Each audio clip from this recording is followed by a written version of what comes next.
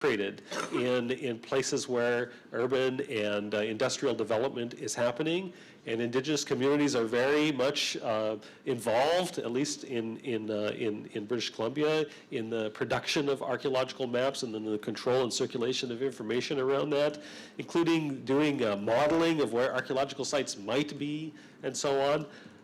And so I think attending to this kind of archaeological mapping is an important element of the dialogue, as is mapping, looking at the ethno-historic record, looking at the maps that have been left by the colonial record, by from the time when lands were really being grabbed and people were being displaced, that draw back that connection, that contemporary communities may not always have the detailed information that the colonial record have, and that these can be quite powerful in contexts around restitution and restoration of land rights. And I think there's a number of technical processes. It's not just a purely archival exercise that, geolocating those on the landscape today and bringing these maps to life, I think has a particular set of issues. The remote sensing, as I talked about, this kind of God's eye view, where we're using satellite data to look on an encroachment and infringement on Indigenous territories. We're working on a project right now, writing some code in Google Earth Engine to analyze Landsat 7 and 8 data to look at the extent of deforestation on private lands in Halkominum territory and on urban and agricultural encroachment on Halkominum sacred spaces. And it's a very powerful way to see the land and to mount an argument about those things. Land use plan mapping, Indigenous communities, for instance, this one by the Fort Nelson First Nation in northeast British Columbia, are charting out the vision, what they want to see the landscape be in the future. And they're synthesizing and aggregating a lot of the different kind of information that we've just talked about in order to articulate that vision, to sum up those attachments to the lands and create zones, and to try to articulate that land use planning framework, often in partnership with NGOs or local governments, and looking at how these kinds of zoning maps, which have very much a parallel resonance with the kinds of maps federal and provincial governments and local governments are making in land use planning, have become, I think, a particularly powerful tool in shaping the future visions of what happens in the land. Second last here, we have the educational maps. And this is maps that really attend not only to that moment of intergenerational education between elders and young people getting involved in the cartographic effort, but also in decolonizing the broader public's landscape, to have all of the people living in these territories learn something about the lands that they're living in. This is very much in kind of, I think, a response to the Truth and Reconciliation Commission's ideas that we need to, all Canadians, for example, in our case here, need to know where they live, know whose territory we're in, and know something about that place. And what goes into these educational maps, these very public-facing maps, is a completely different thing than what might go into a land use and occupancy map that you're using as leverage in a negotiation, right? It's a different focus, it's a different voice, and I think a very strategic one. And finally, we talked about, we're not going to even call them maps, but non-Western spatial expressions, right? Like, not all Indigenous communities are only involved in, setting up their GIS workstation and getting to work. This is an example shared with me by Howard and Francis Morphy about a series of paintings that were made in Australia, in East Arnhem Land, that were used in a case around a tidal case in Blue Mud Bay. And these paintings related to kin and country and ancestors. They talked about tides and connections and flows in ways that you couldn't as easily relate on a map, but that they're very much told through the painting itself. And so I think, being attentive and exploring other ways of understanding this kind of spatial knowledge is an important element of what we could do. Maybe finally, we just, from what I have to say here, is just a little bit about the resources that are certainly around the table, and we look to hear from more for you. But at the University of Victoria, I founded in 2010 our Ethnographic Mapping Lab. I encourage you all to check out the website and see the kinds of projects we've been involved in and the kinds of resources that we have, including training materials, a very extensive bibliography of Indigenous mapping projects all over the world, links to our projects that we've been running through the lab and other projects other communities have been working on, and also a number of YouTube videos we've uploaded of training sessions, so if you're interested in going through that. And Sébastien has been associated with a center at Carleton as well, and he wants to speak briefly to it. No, I think you can. That's another place where they do a lot of work with Indigenous communities. So there are many examples, and they've really involved for years, and they're still working with different communities. So I think this is a good resource as well. And we just want to point out that there have been a number of workshops already, including one coming up in November, from November 7th to 10th in Vancouver. This year's Indigenous Mapping Workshop. It's the fourth in a series of workshops that I've been involved in, and this year being organized by a former graduate student of Sébastien's. You can go to indigenousmaps.com and register. The priority audience is for Indigenous community members and their research partners who are actively wanting to network with each other around these processes of Indigenous mapping. We have ESRI and Google as two of the half dozen partners on the workshop this year, and so there's going to be people there from those two companies helping with training, but a very important moment to dialogue about the nuts and bolts of getting involved in these projects. Je vais continuer en français. I will continue in French quickly, just to conclude. There are two questions maybe that could be expanded upon in this axis. The first question concerns an impact of projects on First Nations communities, Indigenous communities. These projects are not without impact. There are power struggles, there are choices that are made, there are decisions that are taken, and it seems important that this dimension be considered through this axis as well. The second point that seems important is the idea, just to come back to the last slide that Brian presented, the idea of supporting the emergence of forms of spatial expression, alternative forms of expression that could better represent the multiple relationships that individuals and communities have to their space, how to develop forms of expression that are alternative ones, that are out of the ordinary, that are not conventional, and associated with a tool of control and appropriation of the space. And so how to support that, so to synthesize, and we can talk at length about this, there are different things at work here, but to synthesize this, I want to tell you a small anecdote, a personal story. I think it would be interesting for you to know that last spring I was bitten by a tick. And it was just a tick bite, and instead of going to see on the internet the consequences of Lyme disease, I went to see Gilles Deleuze on the ticks, and I remember that in his almanac he talks about ticks, but I don't remember exactly what he was saying, so it's great. So to see what he says about the ticks, he's talking about animals, and he talks about writing, and he says that we write because we have something to say, first of all, and we also write he used it in two levels. We write for a public, for people who are listening to what we're saying, but we talk about mapping as a description of space, but we want to adapt that to our public, and so we have to develop codes or use codes that the government can understand so that we can advance a project.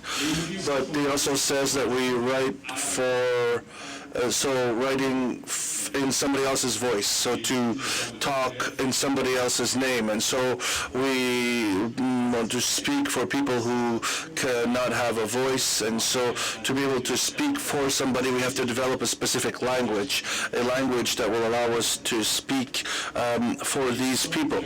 And so it seems to me that there's also a necessity in terms of just maybe to develop a specific language, a language that speaks for the communities, maybe developed for the communities, and that will allow us to express specific relationships to the space with these communities. And so those are the two axes that seem important to mention here. So just to wrap up, that the next phase of CICADA can be a place to facilitate actually the doing of the work. We look forward to hearing from you about what your needs are, what we might be able to schedule in, to budget for, to create the kind of synergies. We also, Sébastien and I were thinking that it might be, if you're interested and willing, if there are people in the room who would want to contribute to an edited volume where we all reflect on the mapping projects we've been involved in. We have an opportunity to really celebrate and share the experiences that we've had, but also to think through the kind of important social, cultural, and political context that those maps have been mobilized in, the kind of voice that they've had. I think it would be a very, very novel and important case study. There's a few books out there, but not a lot in the way of edited volumes that give a range of examples. I think it would be a real contribution to the literature. So I think this is a real possibility. So finally, please fill out our survey. This is for you. We're not doing an ethics review here, not doing research on you. We just want to know in our grant moving forward, what ways could we best focus the work. And it's just 6 questions. And it matters here in terms of the URL, if it's a capital or a small letter, so the capital C, D, and J in the URL, and the H, M, and E are small letters. It'll take you 3 minutes to fill out this survey, unless you have lots to say at the blank form at the end. But for the most of you, it should be a very fast response, and we'll really appreciate the results so that we can help formulate the next stage of the grant application. By when? And I think there's a disclaimer for the Spanish version, which is like... Oh, yes, thank you. Yeah. It's a Google on Spanish, so please, if you speak Spanish, don't fill the survey right now. We're in the process of editing the Spanish version.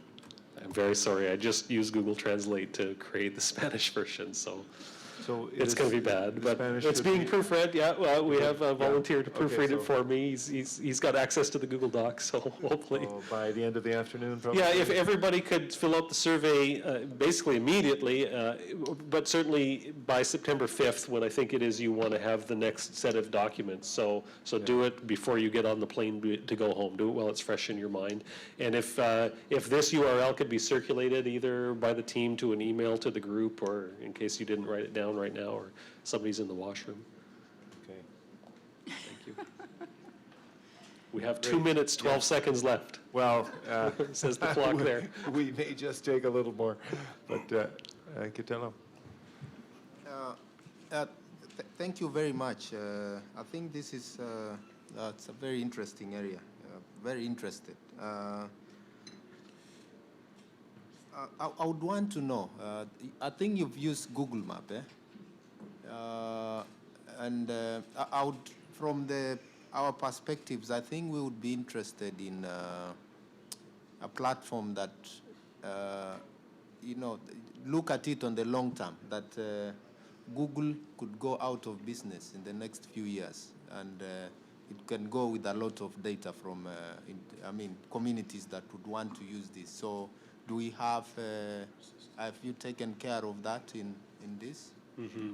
I think, and then the other one is looking also at probably the applications that you are using. How easy are they with people in the field? I don't have experience with this, but how is it? Is it possible, for example, somebody to take a picture somewhere and then populate it, and then you can have it? Things like those, really simple things, but practical. Yeah, if I may, I think there are always strategic decisions to make by any community being involved in a project. So For instance, when we've been making decisions about using Google, as was mentioned yesterday, it's used, it's written in a language that is an open standard. It's a very widely known open standard. It's not a proprietary language. It's not information that has to leave even your hard drive.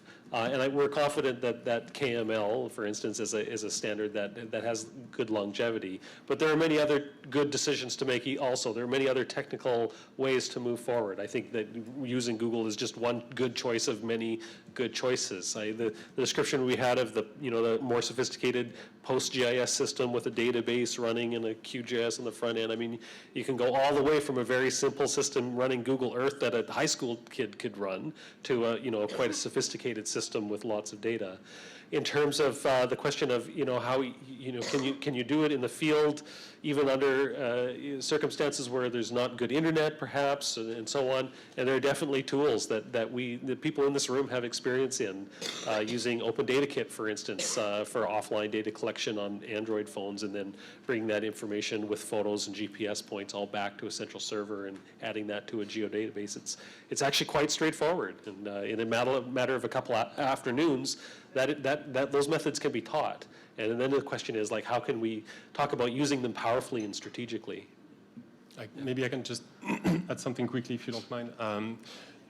Also, the idea of the axis is, this is Brian's expertise, but there's probably other people in the room that had to deal with this issue. Like, how do we deal with the fact that Google may go out of business tomorrow? And how do we deal with the data security, all those kinds of questions? So I don't think the idea is for us to be expert and give answers to questions, but just like raising the question, making sure that we try to find someone that was able to deal with that question that could fit your need, for instance. I was just going to say, I think from my perspective, people shouldn't be too quick to get rid of paper. Sesame, which is one of the Cree communities north of Wamingji, had digitized all kinds of place name maps, and the computer melted down and they lost it all. Now, of course, one could say that they didn't properly back it up. But when we're talking about electronic systems and and security around electronic systems, that's not divorced from users, right? So of course it's possible to back everything up. Of course it's possible to design electronic systems that will have safeguards. But if those safeguards aren't actually in place, once it's lost, right? There's no, oh man, we should have backed that up. It's gone. And in Sesame's case, they had paper survey maps. They had paper forms, they had written data. And so they lost a lot of work in terms of digitization. They lost, stuff that was fairly easy to access, but they still had the information. And this was information from people who at the time were no longer with us, right? So it's information that couldn't have been got back either. And so I think when we're thinking about mapping, I think there's a lot of exciting tools, but paper can be archived, paper can be photographed, and the photographs can also be archived and backed up. I mean, paper can burn too, so I guess there are still sort of security concerns around paper. But in terms of the field work, in terms of gathering information that you might need down the road, there's a lot less training involved, possibly, depending on what you're doing, in terms of sending somebody out with a roll of maps to speak to people in the field where they are, to gather that data, and then to view the digitization as a separate step. And you have lots of choices in terms of digitization, but I think, my advice, working regularly with all kinds of archived paper, is that, don't, in terms of your planning, don't discount sort of old school map research, Thanks, John. Kat. I'm not sure if this fits in with the program that you're talking about, but one of the things that I'm finding more recently in Aboriginal title and rights cases in British Columbia is that we need more historical cartographic expertise. And that seems to be thinning out as people retire and that kind of thing. Would this be a platform that could hopefully launch somebody into that arena of historical cartography and doing the in-depth research that's required to go along with it?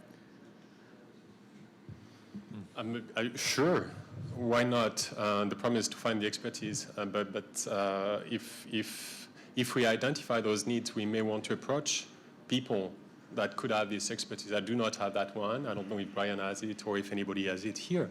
But there are many people working on, historical cartography is a big field. It's quite an exciting one as well. So it would be fantastic to have someone that can deal with that issue. So we could definitely open that door. I was just to say that we have that question on the survey, and so it will be very interesting to know what the needs are. So please, check the box. Okay, Andres and Jen, and then we'll break. Andres? Sí, mencionaron So I want to talk about some important themes. There's a very important issue or theme that they talked about, mapping, of course, but we have we're thinking about this. We want to ask a question. The issue of training. We are people. We try to create our own mapping. We have started that last year, but we can't do it all. So in terms of management, see, I'm saying that because our ancestors, our grandparents, are those who know the territory best, that know the specific and important parts. And so this year, when Mario arrived, his 10 elders died, and when one elder dies, one story dies. And so the youth don't know all of this stuff, so I don't even know the limits of our territory. The youth don't know the territory, the elders do. And so we're working very hard now to make sure that this work, this mapping work, can be taught to the new generations. And we must know where our land starts, where it ends, what is the limit of our territory. This work must be done, and we have to enrich our ancestral lands. But are not there, the grandparents, and I don't even know the territory that well. I barely know the mountain. I can get lost there, and so I prefer that this work be extended, and we would like to be trained, the youth and ourselves, because we want to do this work, this mapping work, this digitization of the maps, but we need help. Thank you for your presentation and for the comments. Merci. Continue the conversation. I just want to add about the resource. So at McGill, we have a GIC center, Geographic Information Center, in the Department of Geography. And so that could be also a good resources for the projects that are at McGill. So if you write to them about any questions, there's a GIS technician working, and it's a center that is supposed to provide support to all the research projects at McGill. They also can link to students who are looking for contracts, job that can help on different projects. And so I should be starting to work there next week, so maybe I'll be answering your questions. So yeah, just want to add to the resources there available. Thank you. Thank you. I just want to respond very briefly to Andreas's story, and to say that I've been working on several projects that involve training youth, including a project I've recently been involved in Russia, where we're going to an indigenous community in the Russian Far East, and the youth, it's the exact same situation that you're describing with the elders' knowledge and the youth wanting to be involved in the mapping. And so we've been training them on how to use their Android phones and Google Earth and the school computers, and igniting that excitement about having them carry on the project without, the researcher there. And we were able to do it. I don't speak Russian, but we had interpreters, and we were able to do quite a successful training, and we're going back again in the new year. So it's possible. Maybe, can I add something? So I'm wondering if this is like the mandate of CICADA to enable those kinds of things to happen. I don't know how far we can go. Like, is it possible to send people in communities on those kinds of things? It's certainly, I would say the mandate of CICADA is whatever we want to make it. Then there's the mandates that we are allowed to use money for from one agency or another. And we have been able to do quite a lot in the area of mapping, because although we're not allowed with Quebec money to do research projects per se, we're allowed to facilitate partner communication. So we put that under the heading of communicating about partners' territories, and we get away with it, getting a fair bit of research done without calling it a research project as such. So I think we can go quite far with this application, but we should also be thinking about who are the other potential donors for this kind of project. And I suspect there's some quite specialized ones that might not be as hard to get money from as some of the academic councils. But that's to be included, I think, in the application. And it just strikes me that we've got some pretty interesting, just from what we've heard over the last couple of days. There's Javier working with kind of futures mapping. There's Genevieve's work with aspirational mapping at Wamingji for her doctoral work. There's John's work and the larger group working at both regional and local levels at Wamingji. Brian and Sébastien, of course. I'm probably missing one or two people and we've had at least 3 partner organizations who've had small grants from Instead and CICADA to do community mapping. Some of the first steps that Andres' community has taken in that regard have had funding from, for example, from CICADA. So we want to build on that, and I think that mapping is one of the more practical, concrete, and robust contributions that we can make, touching, as you've noted, on a number of the axes that are of key conceptual importance. And I guess we'll take a 15-minute break, and we'll come back and hear from the last of the 7 axes, and then go into a more open discussion of the road we've traveled so far.